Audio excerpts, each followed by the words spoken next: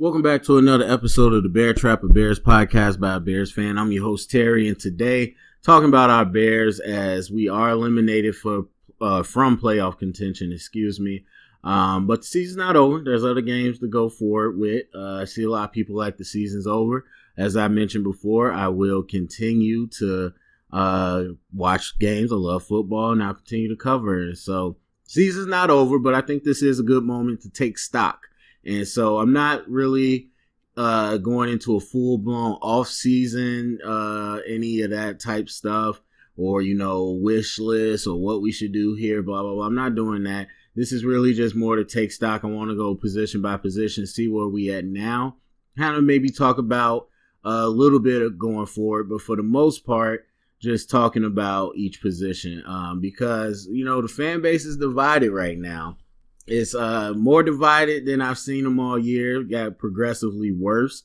It's more divided than I think, I remember the Trestman days when it was really bad.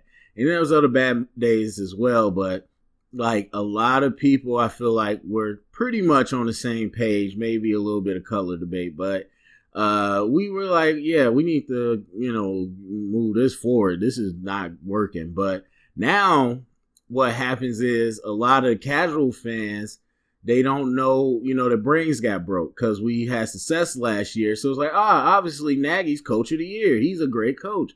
Obviously we're this and we're that. But then we have this year with the same people. And it's like, wait a minute, I don't know how to compute. They were good, so they must be good. And again, that's what we're talking about. Consistency in numbers doesn't always mean the same thing. So context matters. And so I think because of last year, a lot of people don't know who to blame. Now you got fans talking about it's Trubisky's fault. He's terrible. You got fans talking about it's Nagy's fault. He ruined everybody. You got fans talking about it's the O-line's fault. With a great O-line, everything will be fixed. You got people talking about Pagano should be the head coach. People saying Pagano should be fired. You got people saying trade Khalil Mack. You got people saying Khalil Mack's our best player. It's all over the place. And so the fan base is very divided from what I'm seeing. And so these are the moments, I've done my coverage all year, off season to now, been pretty consistent with what I've been seeing, what I've been thinking. But, you got to continue to talk about these things because the truth needs to come out because a lot of things aren't gray in football. There's some things that are gray, but a lot of things aren't gray. It just takes a lot more nuance to understand what's going on and the discussion to break it down. But, some people, they live on the surface level. So anyway, we want to just talk about where we at right now. So let's start with the defensive side. A lot of interesting things going on there. So let's go with the D-line. Let's start with Bilal Nichols. So Bilal Nichols, sophomore year, we know he had the hand injury, and we know that he missed a little bit of time, but, for the most part, was still able to play, but probably regressed a little bit. So last year, Bilal Nichols showed a very promising ability to be a run stopper and flashed a couple moments of good pass rushing as well. And so coming into this year, he got the starting job. We figured he would rotate, but he would still be the starter. We let Bullard go, and it was like, okay, well, this guy's going to get his opportunity. And so we've had some troubles with the run, with teams that make a concerted effort against us. And Bilal Nichols wasn't really part of the solution sometimes. And so I do acknowledge the hand injury that could change things, but I look at, teams that hurt us against the run when I've shown our run or I've shown our offensive run plays, and there's teams that really blow up our plays and whatnot, and you see how they take on double teams, how they take on blocks, even if they don't get off blocks, how they could blow a play up. And I've never felt Bilal Nichols had that good technique. And so he's naturally strong, but last year, even looking at him, even when he made plays, it's not exactly great technique. And so I feel like overall I see other D linemen that are coached better. Now, I'm not a 3-4 guy. I'm not an eye front guy, not a two-gap guy. So I personally don't like that to start with. but there's still certain ways you can take on the block, and I feel like he could be better at that. And I expected him to be better at that this year, but didn't really see that. Again, with the hand, that could affect a lot of things. Same thing with the pass rush. On a couple stunts and, games, he moves well for a big dude, all that. He's powerful. But for a straight up pass rusher, didn't see him take a leap. And so 3 years is usually, as I always say in the draft, when you start to really formulate who a guy is going to be as a player.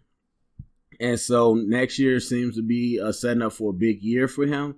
To hopefully he's healthy and we can see if he makes those steps, because he is naturally strong. You think about guys like a Fletcher Cox, like a Geno Atkins, like a Snack Harrison, guys that have natural strength, but with a little technique, you can go to the next level and really wreck plays. And I think Bilal has that potential, but took a little step back this year. So hopefully he's healthy next year, but he's definitely going to get his shot to show us what he can do.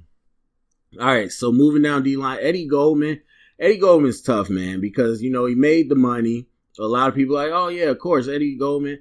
And the narrative, again, I'm over sports media, because this year really showed me, like, how dangerous they are with their narratives, because they don't even know these teams, but people just listen to them. Anyway, so the narrative is one of the best nose tackles. And look, I loved him coming out. I thought he was a really good player. I don't know if I would have paid him that much money, but Eddie Goldman has moments where you're like, yeah, I see why he's paid that much. But the other problem is when you're having issues in the run game, especially in the odd front, a lot of times it's the nose tackle. And so the nose tackle's job is to occupy 2 blocks. And if they don't give you 2 blocks, you're supposed to destroy that block and make plays. And I will say in short yardage situations, Eddie Goldman's been great.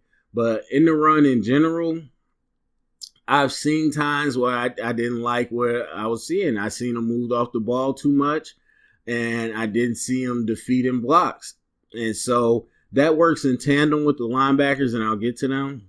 But I sometimes I'm like, I'm not sure Eddie is playing consistently the way we want him to play. And so there's a lot of money tied up into him. And so we can see what will happen going forward. But I honestly feel like we could see better play out of Eddie at the nose tackle position. Now, Akeem Hicks, we know he went down with the injury. Definitely a beast. I think he's not as overwhelming as I used to think he was, but absolutely a beast on the D-line. Another year older, got a major injury. We'll see. Hopefully he comes back healthy next year as well.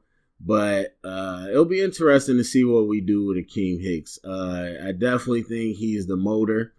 I think he's a problem for a lot of people to deal with, especially in the run.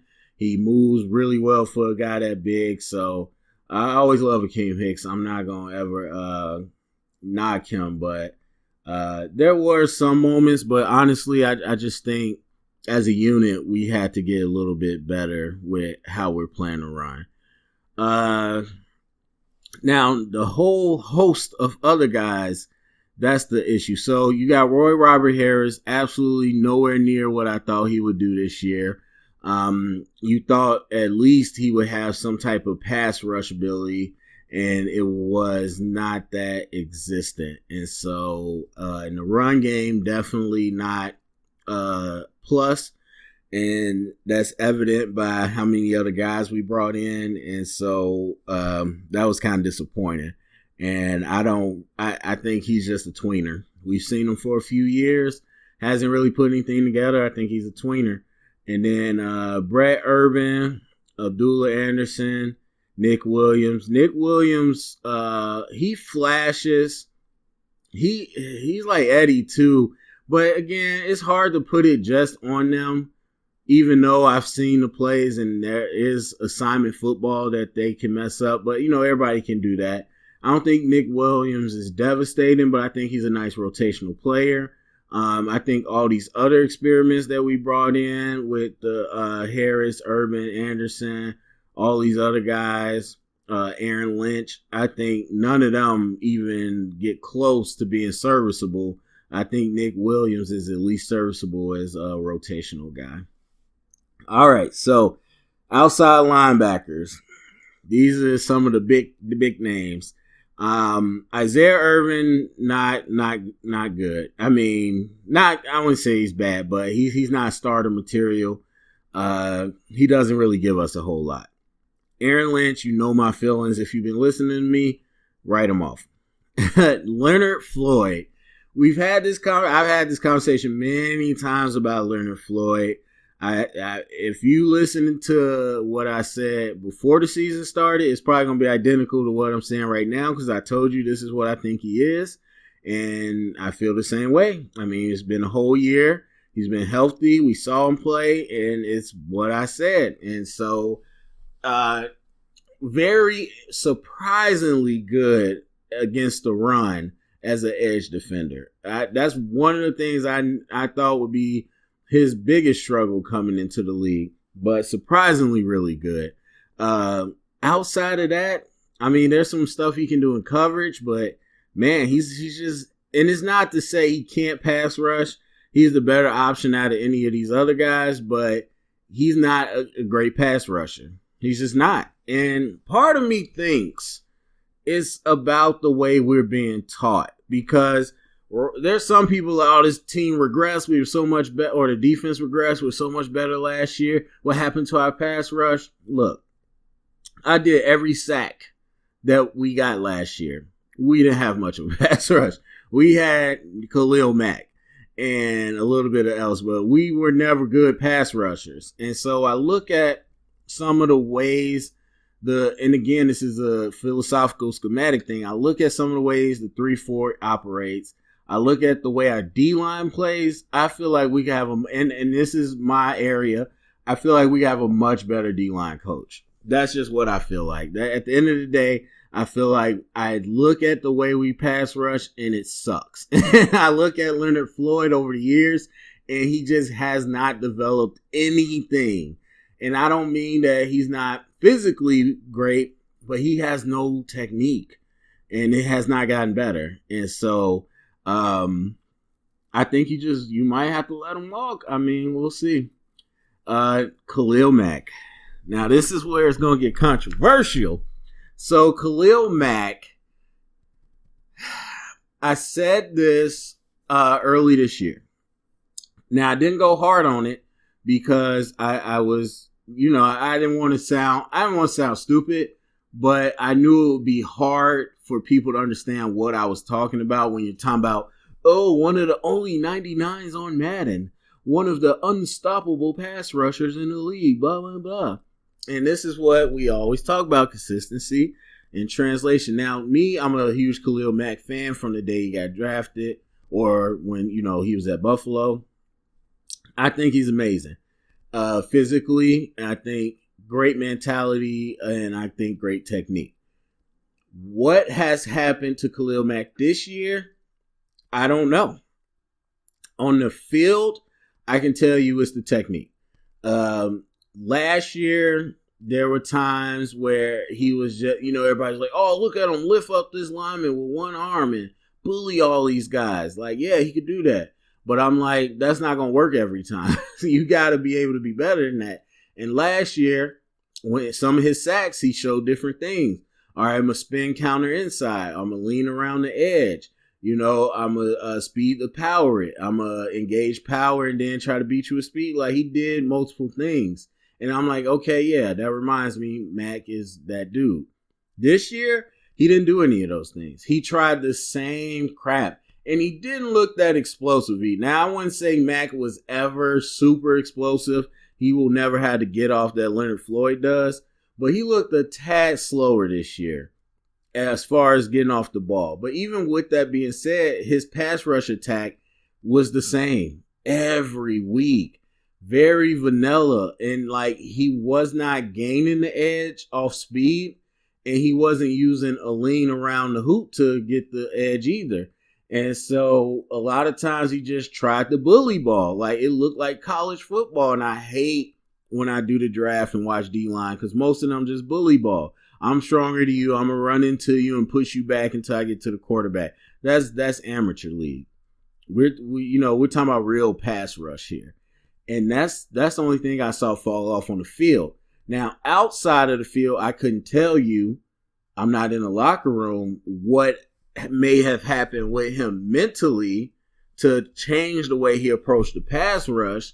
So that's what I can't speak to. But what I can speak to of watching on the field, it was a significant drop off in the amount of effort and strategic. I almost said strategery because I knew it wasn't a word, and which made me say it. But it was a drop off between effort and strategy, and so we'll see. Now going forward, that's a huge conversation. I will tell you this. I'm gonna say it. I was not like, oh my God, I hate the Khalil Mack trade. So it's nothing to do with that. And it's not necessarily much to do with his drop off this year as a pass rusher. That's definitely part of it. But I still think we need to flip him. And the reason I say that is because we have good talent, but we got a lot of issues other places. And so, I take it back. It does matter that he's not producing because the thing is, of course it matters, but I would say that's about 50% of it. The other 50% of it is that he's hot enough right now where we could get major return. And I think that there are some pieces that we need assets to go get.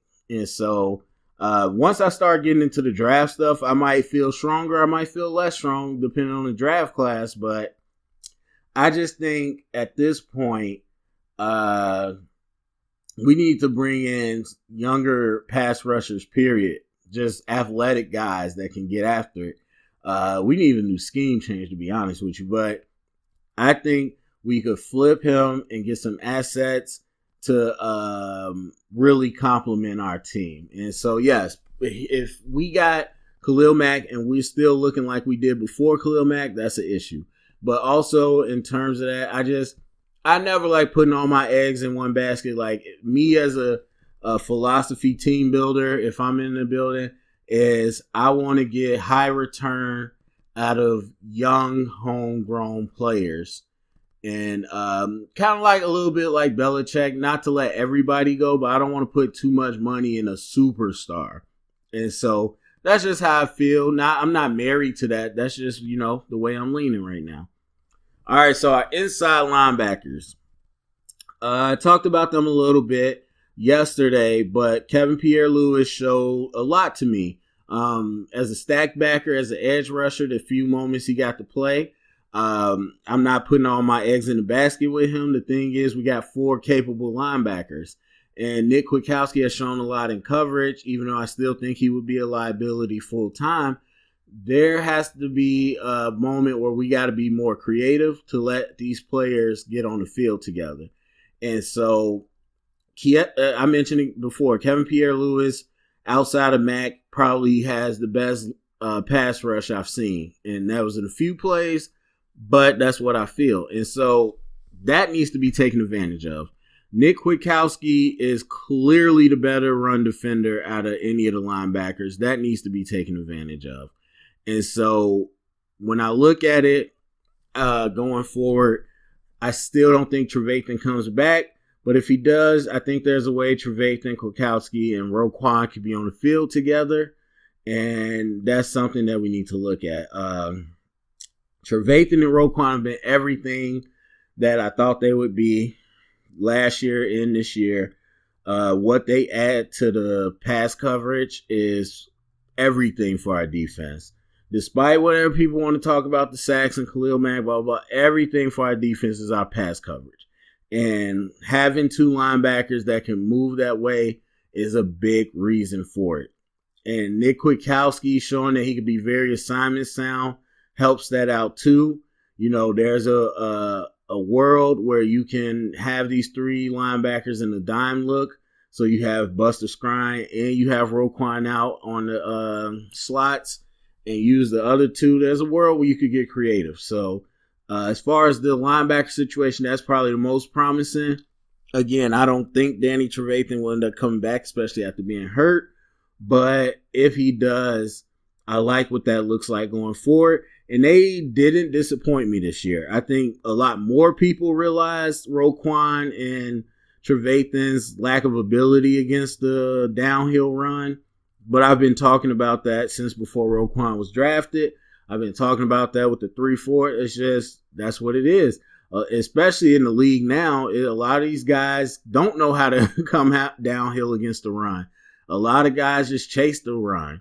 And so Nick Kwiatkowski brings that level of physicality. I think we got a great little core there, but I don't know that Trevathan will be back. Secondary, Kyle Fuller. People didn't test him as much as they did last year. But he has shown that when it comes down to it, he's still really good at what he's good at, and that's playing short zone and breaking on the ball. He's really great at it. He's not a deep cover corner. He's not a man-to-man corner. None of that. And I was thinking yesterday, I was like, man, maybe he should travel a little bit, but it's too easy for offenses because I'm like Devontae Adams or whoever. Like they keep putting him opposite Kyle Fuller, but it's too easy for offenses to really just switch it. And so I would say let him flip-flop, but it really don't matter. Like, offenses would get him away. And he's not a man corner anyway, so that doesn't matter as much. I mean, Kyle has been beat, but Kyle's good. He's good at what he's good at. And a lot of people I see, like, really taking shots at him this year, which is crazy. Like, I don't know what you are asking for. There's definitely some coverage breakdowns where he could get lost. Definitely a man coverage is a gamble. But when you're talking about what he's good at the short zone, like, the man's great at it. All right, so Clinton Dix. Clinton Dix, man. About what I thought it'd be. It was so funny. People were like, oh, it's going to be Pick City. Oh, man, we're going to be so much better with Clinton Dix. And I don't think that we were much worse with him. But at the same time, he brought a level of flexibility. Like I said, you're going to see Eddie Jackson doing a lot more movement than he did last year, and he did. But he's also going to bring a little bit of vulnerability against the run, and you saw a little bit of that as well. But I think he's a solid guy. I think it's 1 year, and again, I have to look, but I would say we probably need a better we need a more pure strong safety like Amos was. It's nice to flip-flop a little bit and be flexible a little bit, but I think Eddie needs to be more in the back end. Although there are some questions about Eddie as well, but I just think for me, that would make a little more sense. Like, I think Eddie improved with his aggressiveness. I don't think he'll ever be a big hitter, but he improved with his aggressiveness being in the box. And so that was nice to see, but I still think it's best and people will be more afraid when you got a guy like that with that type of range to have him in the back end.